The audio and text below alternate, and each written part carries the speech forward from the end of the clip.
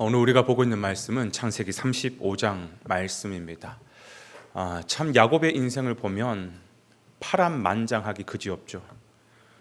그때마다 야곱은 자기에게 찾아와 주신 하나님을 의지한 게 아니라 늘 임기응변식으로 자기의 잔머리, 잔꾀를 통해서 위기를 모면하죠.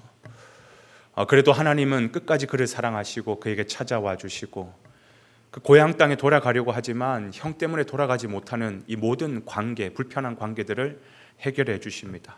그래서 지난번 봤듯이 하나님이 극적으로 개입하면서 형 에서와의 관계가 또 은혜 가운데 다 풀어지게 됩니다.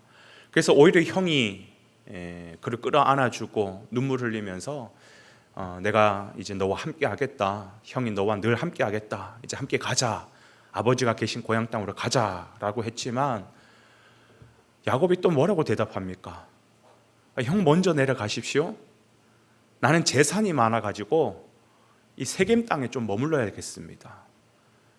그 와중에도 자기 재산이 보이는 거예요. 재산이 보인다라는 말이 뭡니까? 양과 소와 나귀와 그런 가축들을 먹여야 되는데 세겜 땅이 너무 좋아 보이는 거예요. 형이 이제 너와 함께 하겠다, 같이 고향 땅으로 가자 해도 형 먼저 내려가시라고, 나는 여기에서 그냥 풀을 먹이고 좀 재산 좀 그렇게 키우다가 가겠다고. 늘 자기 마음대로, 늘 자기 마음대로.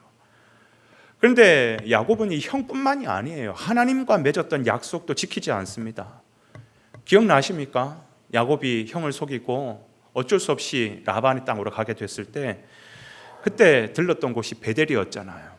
베델에 머물면서 완전 노숙자같이 신세 한탄할 때에 하나님께서 그에게 찾아와 주셔서 그를 만나 주시죠. 그가 그때 하나님을 만나면서 처음 했던 고백이 뭡니까?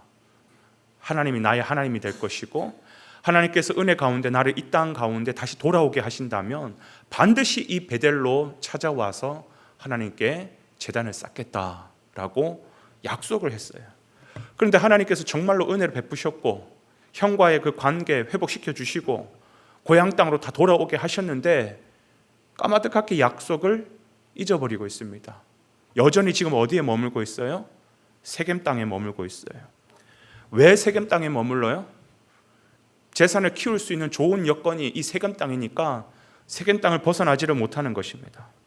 그렇게 그 세겜 땅에서 평화롭게 지내고 있던 어느 순간 야곱의 집에 큰 사건이 일어나게 되죠. 하나밖에 없는 딸 디나가 그만 강간을 당하는 것이에요. 그 일을 듣게 된 그 자기 오빠 레위하고 시므온이 화가 나서 칼을 들고 가서 거기에 있는 모든 남자들을 다 죽여버리는 피비린내 나는 학살을 저지르게 됩니다. 그 소식을, 상황을 다 듣고 난 야곱이 벌벌벌벌 떱니다. 왜요? 피는 항상 피를 부르기 때문에. 그래서 혹시나 그 다른 부족들이 야, 저 뭐야, 야곱의 가족들 저 뭐야, 그래가지고 연합을 해서 야곱의 가족을 치면 이거는 속수무책으로 그냥 끝장이거든요. 당할 수밖에 없는 거거든요. 그래서 지금 어쩔 줄 모르면 덜덜덜 떨고 있는 그런 상황 속에 오늘 본문에 보면 하나님께서 다시 야곱을 찾아오십니다. 다시 찾아오셔서 하나님께서 하시는 말씀이 뭐냐면, 야곱아, 너 지금 뭐하고 있니? 너 약속했던 걸 잊어버렸니? 다시 베델로 올라가라. 여러분, 베델이 어디입니까? 사닥다리를 통해서 자기에게 찾아오셨던 그 하나님의 음성을 듣고 자기 인생 처음으로 인격적으로 하나님을 만났던 곳이 베델이에요. 바로 은혜의 자리로 돌아가서 너가 처음 받았던, 지금까지 다 잃어버렸던 그 은혜를 회복해라라는 것입니다. 그때 특별히 2절 보면 이방 신상이라는 단어가 나와요. 이방 신상을 버려라. 무슨 말이에요? 놀랍게도 그 세겜 땅에 머물며 살면서 야곱의 집에 뭐가 가득했다라는 거예요? 이방 신상, 즉 우상들이 가득했다라는 겁니다. 이게 무슨 말일까요? 야곱이 인생을 살다 보니까, 세겜에 머물며 살다 보니까 하나님도 너무 좋아요. 하나님이 필요해요. 그래서 하나님도 섬겨요. 그런데 살다 보니까 세상 가치도 너무 필요해요. 세상 가치도 너무 좋아요. 그것도 취하는 거예요. 하나님을 만나 하나님과 씨름하면서 얻었던 야곱이 아니라 이제는 이스라엘이라고 하는 그 정체성도 다 사라지고 없고 집안에 이방 신상이 가득한 것이. 그러나 하나님께서 명령하시죠. 그 이방 신상 다 갖다 버리고 다시 너를 만났던 그 베델 땅으로 올라가서 은혜를 회복해라. 너 지금 은혜가 메말랐다. 너 은혜 없으면 못 산다. 은혜를 다시 회복해라 라고 주님께서 말씀하시는 것이. 여러분, 오늘 이 아침에 야곱의 이야기를 통해서 하나님이 우리에게 원하시는 모습이 있다면 그게 무엇일까요? 여러분은 처음 하나님을 만났던 그 은혜로 충만하십니까? 우리도 인생을 살다 보니까 어느 순간 세상의 것이 나도 모르게 들어와 있어요. 어느 순간 정신을 차리고 보니까 하나님보다 세상의 것이 더 많이 있어요. 더 많이 의지하고 있어요. 여러분, 우상이라는 게 뭡니까? 꼭 눈에 보이는 어떤 그게 형체가 있는 게 그게 우상이 아니라 하나님보다 내가 더 끔찍히 사랑하고 하나님보다 내가 더 의지하고 내가 더 붙잡고 있는 거, 그건 다 우상이라고 말할 수 있는 것이죠. 그러니까 우리는 내 자녀가 우상이 될 수 있어요. 돈은 마음 말할 것도 없고 심지어 교회 안에서 내가 행하고 있는 교회 생활도 거기 안에 하나님이 없으면 우상이 될 수 있다라는 것입니다. 가장 먼저 하나님이 우리에게 원하시는 것은 뭐냐면 그래요. 다시 은혜의 자리로 돌아가라라는 것입니다. 아무리 내가 하고 있는 그 일이 하나님의 일이라 할지라도 그 속에 하나님이 없으면 그건 우상 숭배일 수밖에 없는 것이. 그래서 우리는 그걸 인식하는 게 굉장히 중요하죠. 그죠? 아, 내가 지금 메말라 가고 있구나. 내 영혼이 점점 시들어가고 있구나. 죽어가고 있구나. 다시 하나님의 은혜의 자리로 돌아가야 되겠구나 라는 것을 인식하는 걸, 어떤 방법을 통해서든 그걸 깨닫고 인식하는 것이 굉장히 중요하다는 것입니다. 그리고 그 하나님께 돌아가기 위한 첫 출발이 뭐냐? 내가 하나님보다 더 많이 사랑했고 의지했던 것을 버릴 수 있는 거예요.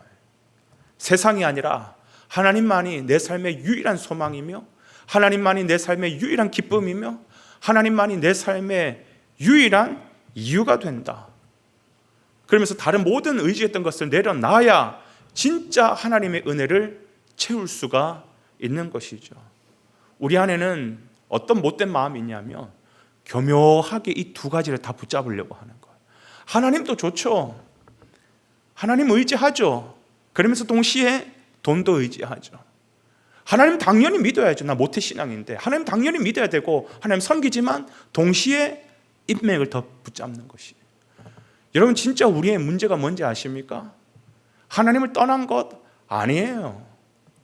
하나님을 버렸다? 아닙니다. 진짜 우리의 문제가 뭔지 아세요? 하나님도 사랑하고 세상도 사랑하고 있다는 거예요. 다시 말하면 하나님을 제일로 사랑하지 않는다라는 거예요. 성경은 우리에게 말하고 있어요. 하나님과 돈은 겸하여 섬길 수 없다라는 거예요. 왜 주님 그렇게 말씀하셨느냐? 세상의 것을 버려야 하나님으로 채울 수 있다라는 것이. 절대로 내 안에 두 주인이 채워질 수 없습니다. 한 가지를 버려야 한 가지가 채워집니다. 하나님을 버리면 세상의 것을 채우는 것이고 세상의 것을 버려야 하나님을 채울 수 있는 것입니다. 둘 중 하나를 선택하는 것이 신앙은 바로 그겁니다. 오늘 이 아침에 야곱을 통해서 들려주는 이 베델의 이야기, 우리는 어디로 가야 되는가? 다른 거 아니에요. 내가 하나님을 만났고 하나님을 채웠고 은혜로 충만했던 그 자리로 돌아가서 하나님으로만 승부를 거는 것, 그것이 바로 신앙이라는 것이죠. 오늘 하루의 삶 가운데서도 여러분, 다른 어떤 것 의지하지 말고 다른 어떤 것이 있다면 과감하게 그거 묻어버리세요.